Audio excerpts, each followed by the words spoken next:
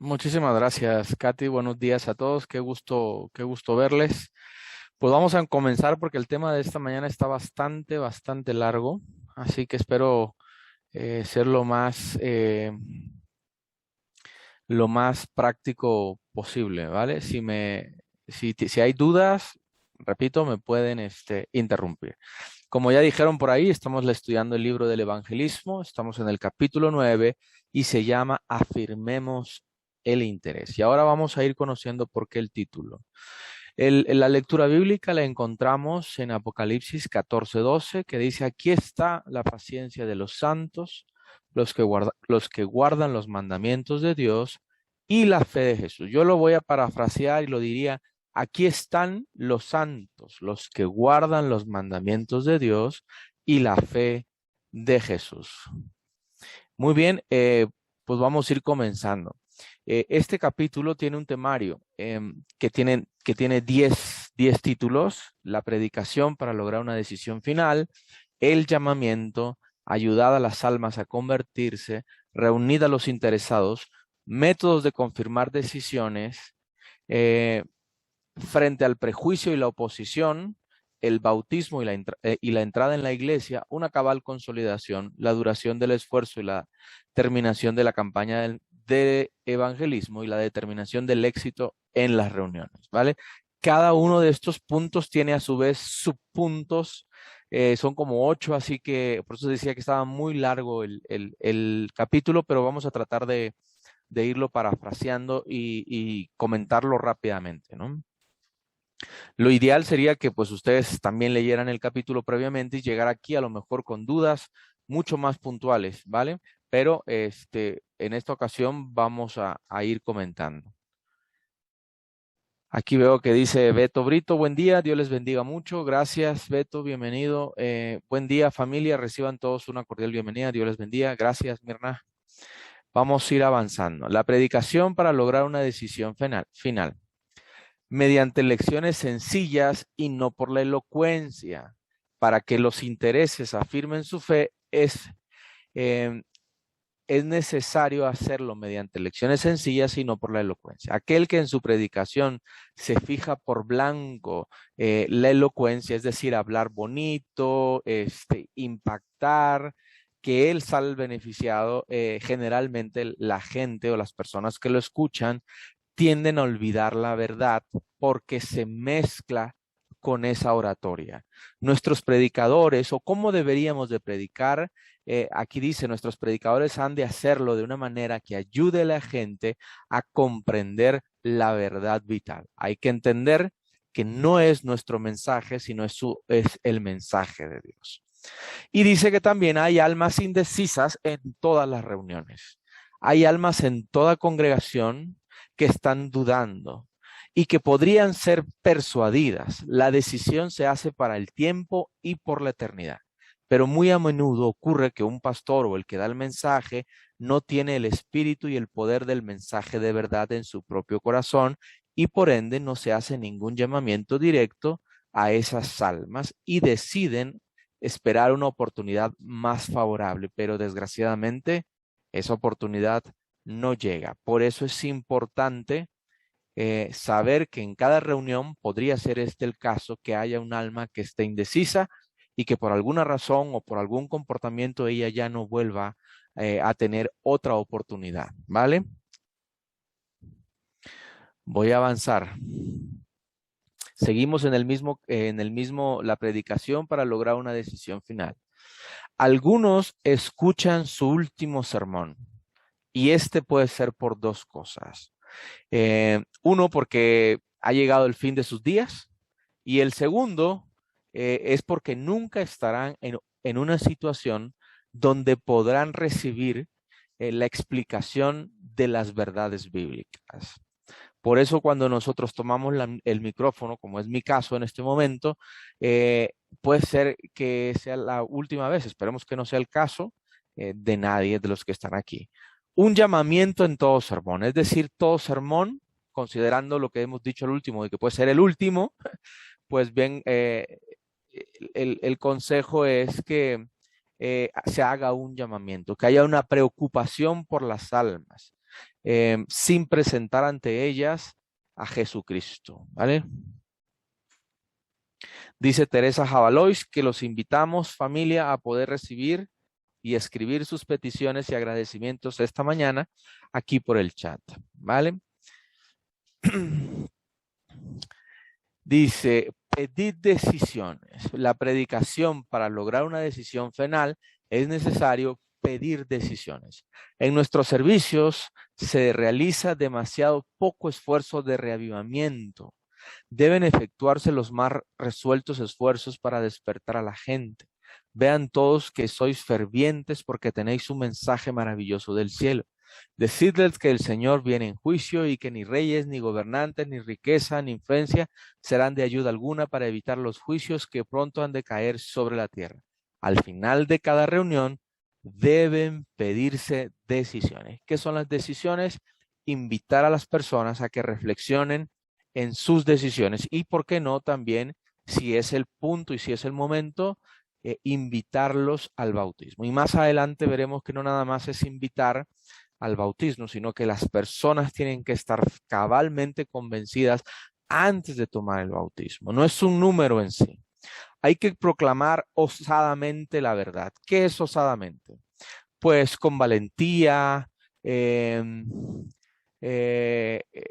con atrevimiento. Ahora es cuando el verdadero día de reposo debe presentarse a la gente mediante la pluma y la voz. Cuando el cuarto mandamiento del decálogo y los que observan son ignorados y despreciados, los pocos fieles saben que es momento de no ocultar sus rostros. La predicación para lograr una decisión final implica que seamos atrevidos, que seamos valientes, porque decir en estos tiempos que guardamos el sábado no es un tema sencillo. Puede ser tema de burla, puede ser tema de desprecio, incluso de discriminación. La predicación para lograr una decisión final, existen dos extremos que deben ser evitados. El primero, uno consiste en rehuir declarar todo el consejo de Dios. Dios dijo que guardemos el sábado y tenemos que afirmar nuestras verdades. El segundo extremo consiste en constantemente estar azotando a los miembros, a la gente, y hablarles de una manera ruda y no cristiana. Esos son los extremos que debemos cuidar. Uno, repito nuevamente, es no dejar de dar todo el consejo bíblico en relación a lo que Dios nos manda que hagamos, y otro es que en ese afán seamos demasiado rudos. La exposición del ministro puede malograr la decisión. Aquí un ejemplo, y por eso puse el ejemplo que traía el libro El Evangelismo. Dice, un hermano lo veía presentando, Elena White habla en una visión, presentando a la gente una vasija llena con las frutas más hermosas, pero al parecer lo hacía con una actitud tal que nadie quería tomar ninguna. Y yo me lo imagino que llega así, pues con una cara un poquito, ¿no?, mal encarada, así como la que estoy poniendo ahorita. ¿Quiere fruta, hermana? ¿Quiere fruta? ¿Quiere fruta? ¿No quiere fruta? No, hermano, gracias. Tenemos que aprender a suavizar nuestro tono. Ay, que yo soy directo. Pues sí, pero cuando se trata de llevar el evangelio a otros, de afirmar el interés por esas almas, tenemos que bajar nuestro tono, ¿vale? Porque no estamos presentando un mensaje nuestro, estamos presentando un mensaje de Dios. Es grave rechazar la luz. Cuando la convicción es desatendida, cuando la evidencia es rechazada, los hombres se ven obligados a adoptar una postura de activa oposición y obstinada resistencia. Muchas veces, yo tenía un tío, y me ha pasado muchas veces, pero yo tenía un tío cuando llegué aquí tengo un tío cuando llegué aquí a la Ciudad de México a trabajar, él me ofreció su casa. Y pues yo mientras vivía hacía la oración por los alimentos y un día me preguntó un poco más sobre mi religión. Y yo traté de explicarle en qué consistía nuestros principios, nuestras creencias.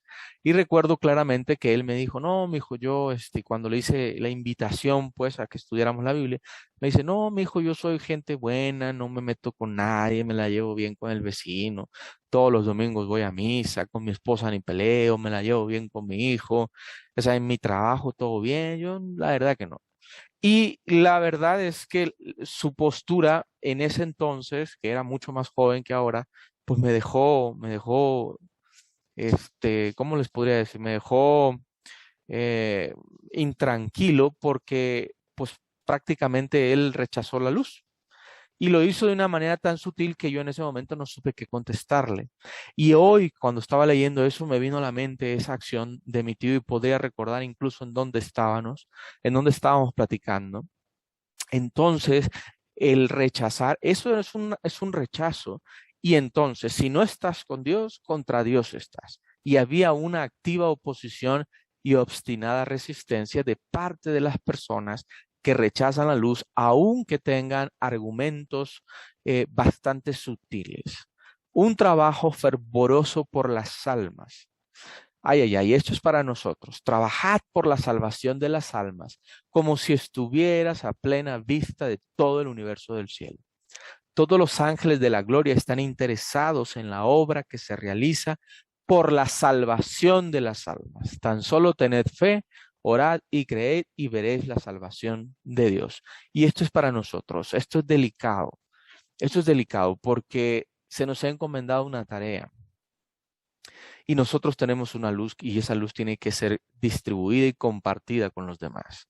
Y no como, oye, no como lo hizo Jonás.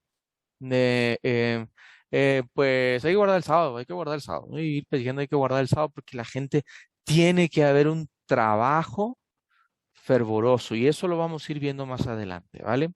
Así que como tenemos derechos, tenemos obligaciones. Así como tenemos beneficios, tenemos obligaciones. Pasamos al segundo tema, llamamiento e invitaciones del altar. Instese a las almas a decidirse. Ya lo decía yo anteriormente, no nada más decir guardamos el sábado, guardan los 10 mandamientos y tienen la fe de Jesús. El presentador de la palabra de Dios no ha de presentar de una manera tal que meramente convenza de pecado de una forma general, sino que ha de elevar a Cristo ante sus oyentes. Lo que Cristo pide de ellos ha de hacerse claro. La gente ha de ser instada a decidir precisamente ahora a colocarse del lado del Señor. Ínstese a las almas, es decir, invítelas. Una, no funcionó, otra manera, sean creativos. Dios por eso nos dio una inteligencia para que nosotros seamos creativos y busquemos e ideemos maneras de cómo podemos invitar a las almas a tomar una decisión. Hay que asegurar la respuesta de los oyentes. Y aquí venía un ejemplo. Un presentador de la palabra ha tenido un éxito admirable en una serie de reuniones. Su método ha consistido en hacer que la Biblia se explique a sí misma. ¿Por qué guardo el sábado? Usted tiene que llevar los textos claros de por qué guardo el sábado. ¿Qué es el espíritu de la fe? ¿Qué es la fe de Jesús? ¿Cuál es el espíritu? Y todas esas dudas que surgen, nosotros tenemos que llevarlas con un escrito. Está. Y ha convencido a muchos corazones acerca de la verdad. El método es muy sencillo, hacer que la Biblia se explique a sí misma. Si usted no sabe algo, sencillamente diga, no lo sé, lo investigo. Y no invente respuestas. Llamamiento e invitaciones del altar. La respuesta de los oyentes a la verdad en el movimiento de 1844. En los años de 1842, 43 y 1844, esta era la forma de ser presentada la verdad. No usar palabras innecesarias, no hablar de más. Y la escritura era presentada con claridad. Se ofrecían oraciones en beneficio de los que deseaban recibir una ayuda especial. Y eso es de mucha ayuda. La mayoría de la gente no te niega como un vaso de agua, no te lo niegan una oración. Que se ore por ellas. Reconozcamos las manifestaciones nuevas de convicción. Toda nueva manifestación de convicción obrada por la gracia de Dios en las almas de los no creyentes es divina. Repito, toda nueva manifestación de convicción obrada por las gracias de Dios, por la gracia de Dios en las almas de los no creyentes es divina. Todo lo que podáis hacer para atraer a las almas al conocimiento de la verdad es un medio de permitir que brille la luz de la gloria de Dios, como brilla en el rostro de Cristo Jesús. Guiad las mentes hacia aquel que guía y dirige todas las cosas. No sé si hay algún comentario de lo que estamos leyendo. Este es el momento justo para hacerlo. Si no, pues continúo. Pero si hay algún comentario, nos lo pueden hacer llegar por el chat si no quisiera, o me pueden interrumpir. No pasa nada, ¿vale? Frecuentes invitaciones públicas. Al presentar verdades decisivas, preguntad quién está dispuesto ahora, después de haber oído las palabras de Dios y después de haberle señalado su deber, a consagrar a Cristo Jesús en sus corazones y en sus mentes con todos sus afectos. Este punto es similar al que vimos, ¿no? Tiene que haber un llamamiento y es por eso que dice frecuentes invitaciones. Ahora lo hacía antes, cuando lo dijo anteriormente era para un mensaje en una iglesia. Aquí tú puedes hacerlo si ya has tenido alguna charla con alguien, puedes, si ya le presentaste las verdades, preguntad si está dispuesto a seguir escuchando más. Hablad personalmente a los que hacen preguntas. Esto es un buen método, incluso hasta para este grupo de reunión. Oye, alguien nuevo llega y lo ves que está activo haciendo preguntas, tiene dudas. Fíjese lo que recomienda.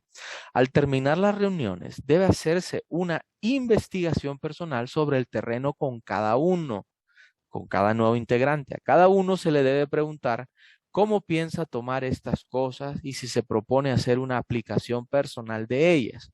Y después de eso, debes vigilar y observar si este o aquel manifiesta interés.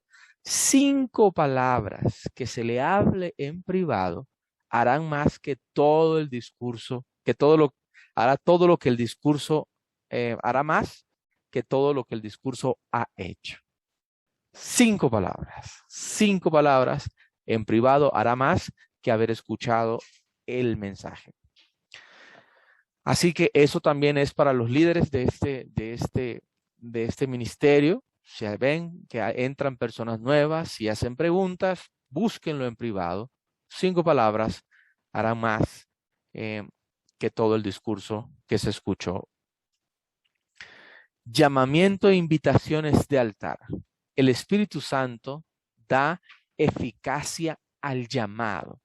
Es el poder del Espíritu Santo lo que concede eficacia a nuestro esfuerzo y a vuestras invitaciones. Humillaos ante Dios para que con el poder divino podéis elevaros a una norma más alta. Beto Brito dice, la Biblia se explica sola. Es importante no inventar si no sabemos la respuesta. Es mejor investigar. Por ahora no tengo la respuesta, pero lo checo y te digo en el siguiente estudio. Perfecto, Beto. Muchísimas gracias por tu comentario. El sábado pasado, mientras venía de vuelta a casa de la iglesia, después de la reunión de Amaneciendo con Jesús, me traje a Eli, me traje a Omar y me traje a Katy y platicábamos que muchas personas que ya llevan años en la iglesia y se les ha invitado a dar un estudio bíblico, la fe de Jesús, para ser más concretos, han decidido decir que no. Y la pregunta no es porque no sepan las respuestas, es decir, porque ellos han estado en la iglesia durante muchos años y seguramente saben lo que tienen que responder, saben cuál es el día de adoración, saben todo lo que una persona nueva les pudiera cuestionar. El tema es que ellos consideran que no tienen talentos para dar un estudio bíblico. Y aquí lo que dice es el poder del Espíritu Santo lo que concede la eficacia a vuestro esfuerzo y a vuestras invitaciones. Es decir, usted vaya con sus limitados esfuerzos, como lo fue Moisés, y Dios hará prosperar esos esfuerzos, porque el mensaje que llevamos no es un mensaje nuestro. Y así es que si Dios nos invita a que compartamos el mensaje, Dios está comprometido a capacitarte para que tú lleves ese mensaje. El amor de Jesús conmueve los corazones. Dios y su Hijo amado deben ser presentados a la gente con la abundancia del amor que ha manifestado hacia el hombre. Aquí lo mejor es hablar con nuestro propio ejemplo. Seguramente usted debe de tener ejemplos de cosas en las que Dios lo ha manifestado en su vida o que ha conmovido su corazón. Dígaselo a los demás. Cuéntele a los demás lo que Dios ha hecho en su vida y verá o notará usted que el mensaje de Jesús conmueve los corazones.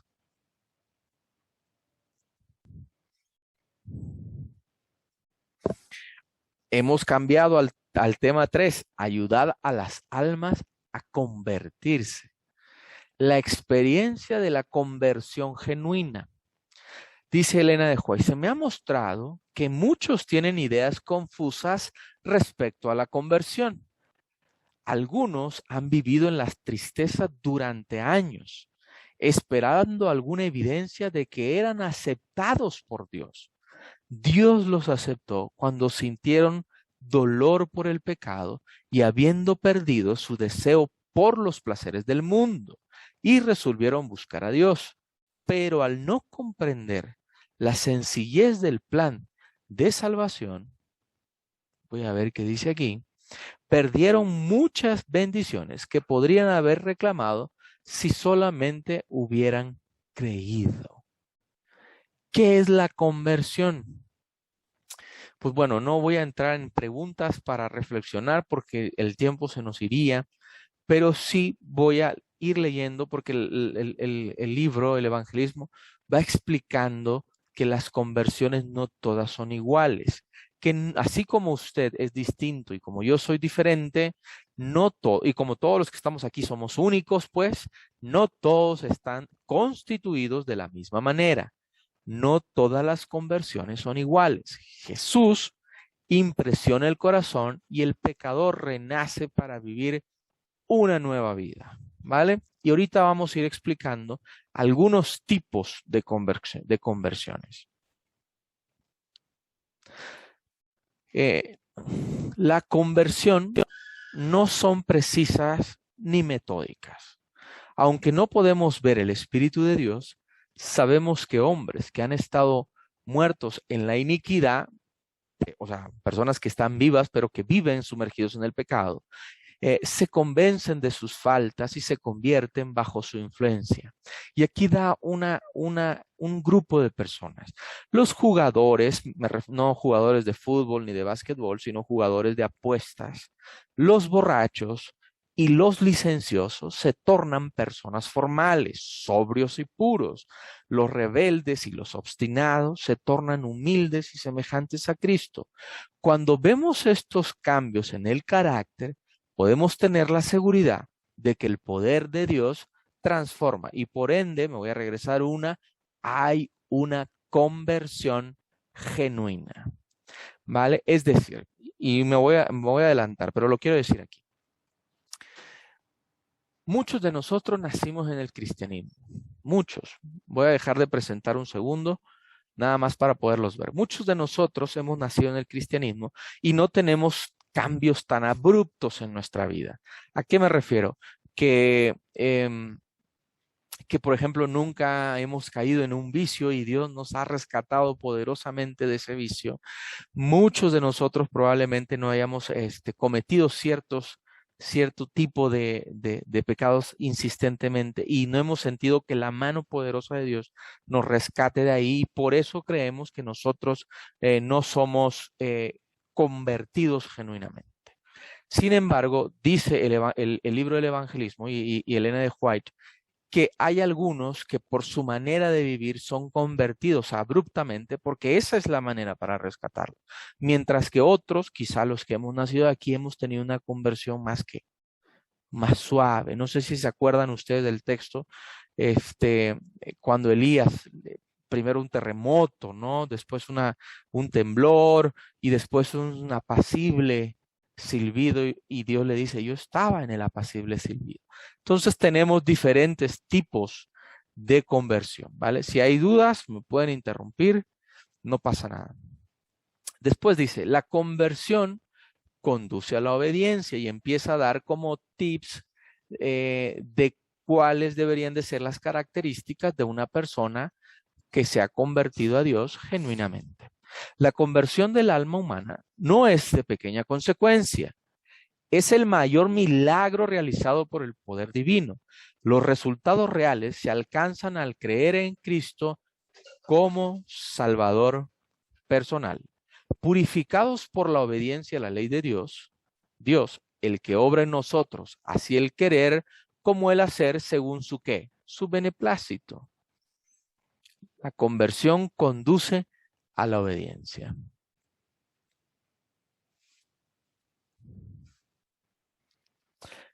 Y aquí viene algo que a mí me encantó, personalmente me gustó, no lo había leído. La santificación se obtiene solo por la práctica de la verdad.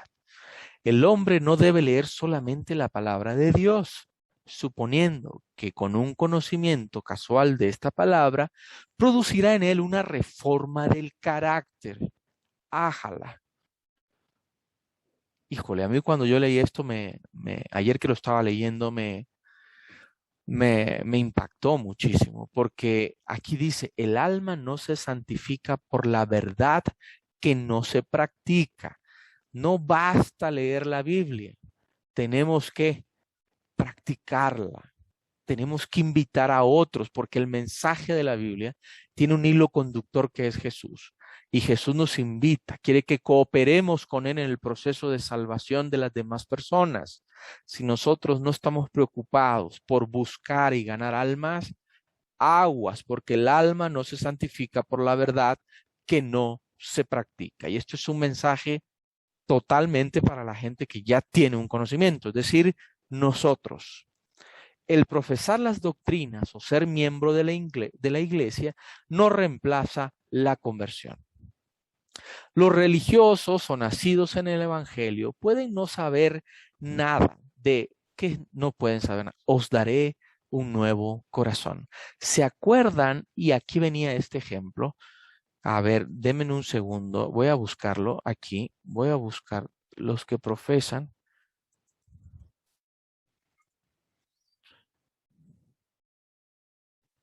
El profesar las doctrinas.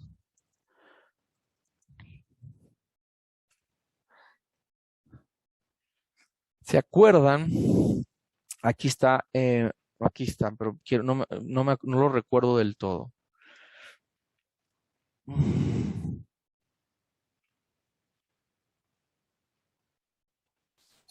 Bueno, ¿se acuerdan cuando Jesús, cuando llega Nicodemo, si no mal recuerdo, que llega en la noche a buscar a Jesús, y le dice, ¿cómo yo puedo nacer de nuevo? Y ahí es ahí cuando le dice, te daré un nuevo corazón también. Él era un experto en la ley. Él era un estudiado de la ley. Y literalmente su trabajo era estudiar la ley.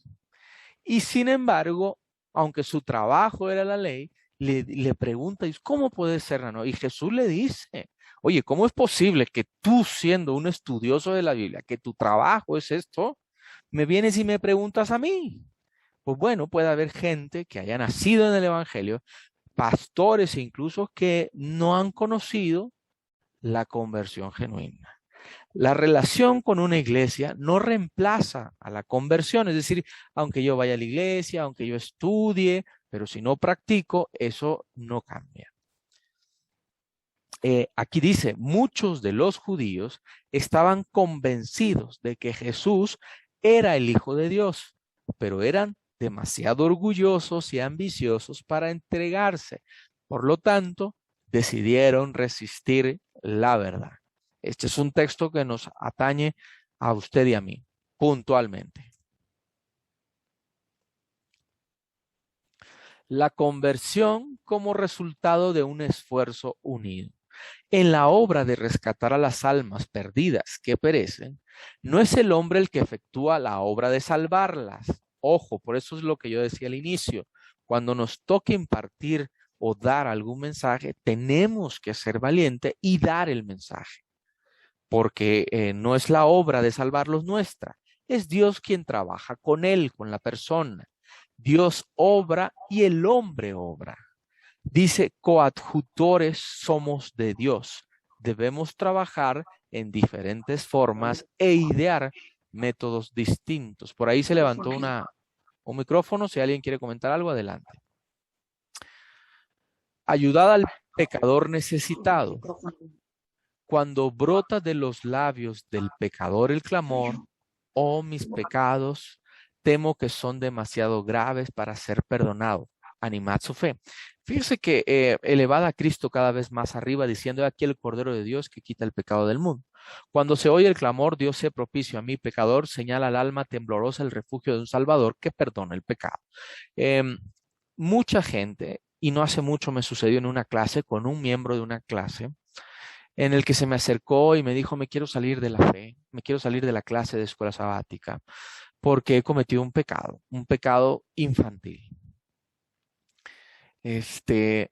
Pero lo he hecho conscientemente, es decir, he hecho una rebelión contra Dios porque yo sabía que lo que iba a hacer era malo, pero a pesar de eso decidí hacerlo.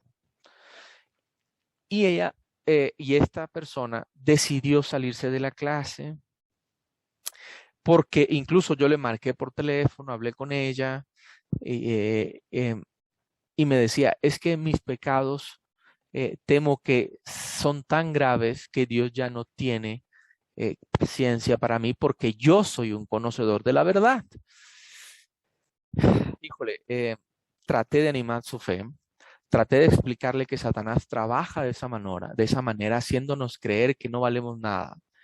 Y cuando nosotros tenemos ese remordimiento o ese arrepentimiento, es porque el Espíritu Santo está trabajando en nuestra mente, pero también Satanás constantemente está atacándonos.